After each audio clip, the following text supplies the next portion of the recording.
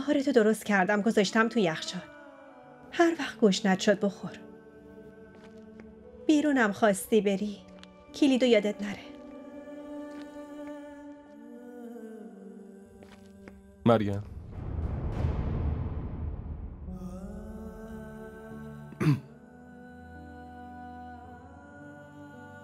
مریم تو تنها سیرتت نه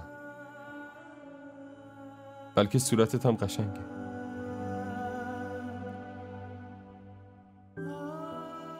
تو لیاقت یه عشق الکی نه،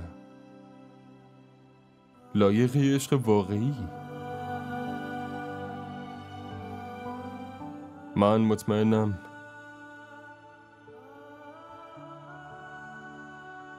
یکی پیدا میشه دلتو ببره.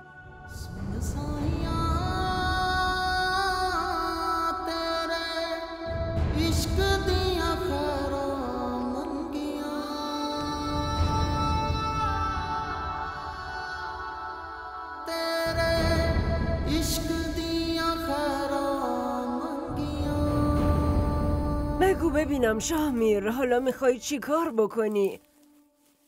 با برادرت میخوای کار و کاسبی تو ادامه بدی یا اینکه جدای کار دیگه بکنی؟ مادر جان، فعلا فکرشو نکردم. جدی؟ ببینم اصلا چه عجله‌ایه؟ قشنگ بشین و تصمیم تو بگیر. هر کاریم که دوست داشتی انجام بده. ممنون دخترم. بله.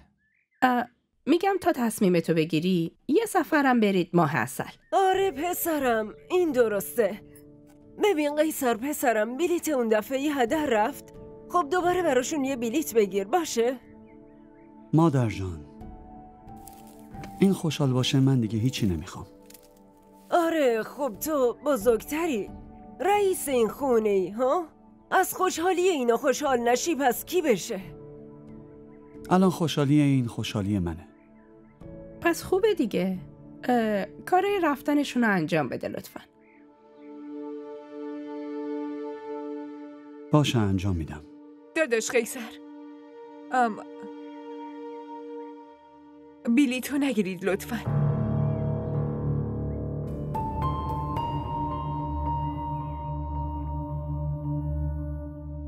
خب راستش من چند روزی رو میخواستم برم خونه خودمون. هوری دخترم، خونه تو همینجاست.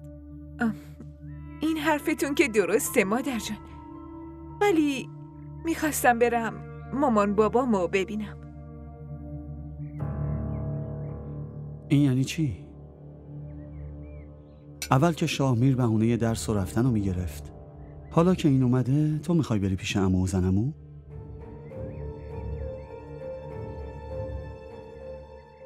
شما دوتا بینتون چه خبره؟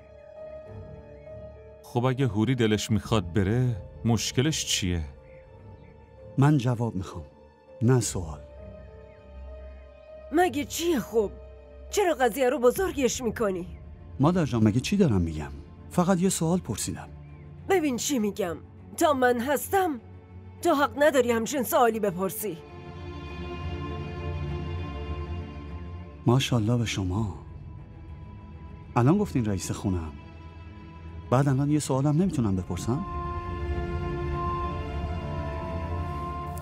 اوی قیصر! قیصر! این قیصرم که فوراً از کوره در میره. دنبال بهونه است واسه عصبانی شدن. حالا داری پشت شوهرت حرف میزنی؟ نه مادر جون، ببین من چی فقط میگم، این هر جا دلش میخواد هر چند روز که دلش میخواد میره. هیچ کس حق نداره سوال کنه. بله من خودم با شفیع محمد حرف میزنم. برید بچه‌ها.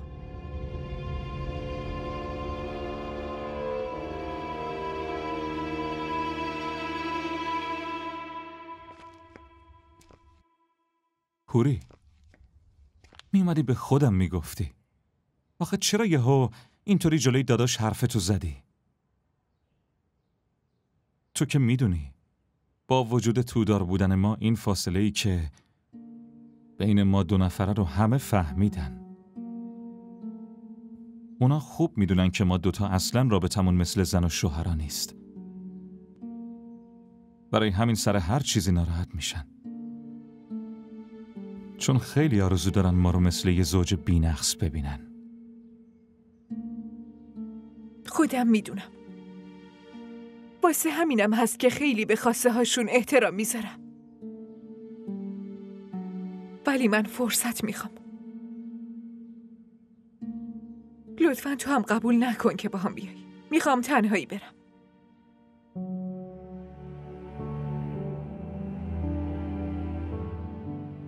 داری ازم انتقام میگیری؟ همونطور که من ناراحتت کردم تو هم میخوای ناراحتم کنی، آره؟ من اگه بخوامم نمیتونم اینجوری فکر کنم شاهمیر.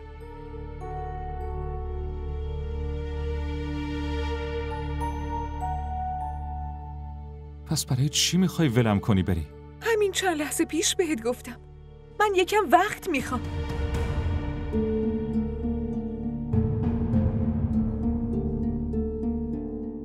ولی آخه مادر جان اجازه نمیده تو تنها بری.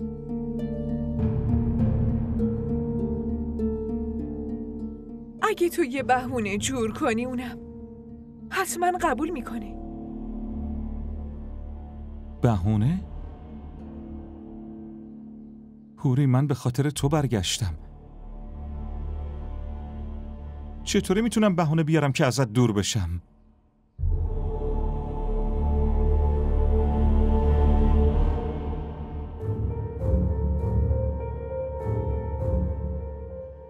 اگه میخوای تو روزای بعد همه چی بین ما واقعا درست شه، پس باید یه بهونه جور کنی. وگرنه شاهمیر همه چیز بین من و تو